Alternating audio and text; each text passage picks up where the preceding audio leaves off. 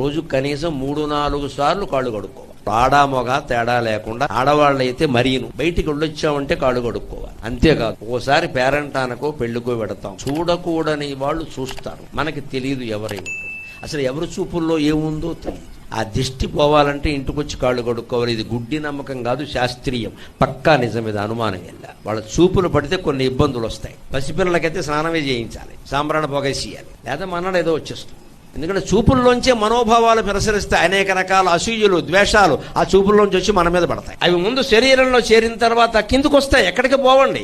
మనం జపం చేస్తున్నాం కదా, అందుకని కిందకు వస్తాయి. కిందకు వచ్చినవి కూడా మనలో ఉండకుండా ఉండాలంటే కాళ్ళు కడిగేసుకుంటే బాత్రూంలోకి పోతాయి, గొడవలేదు. అందుకని కాళ్ళు ఖచ్చితంగా కడుక్కోవాలి. వాళ్ళ అపార్ట్మెంట్లు కదా, బిల్డింగులు కదా అన్నట్టు కాళ్ళు కడుక్కోవాల్సిందే. మట్టికి దానికి సంబంధం లేదు. ఆ మాత్రం కనీసపాచారం కూడా పాటించకపోతే ఇంకా లక్ష్మీ సరస్వతులు మన ఇంట్లో ఎందుకుంటారని శనిదేవత ఉంటుంది వచ్చి. Download ShareChat.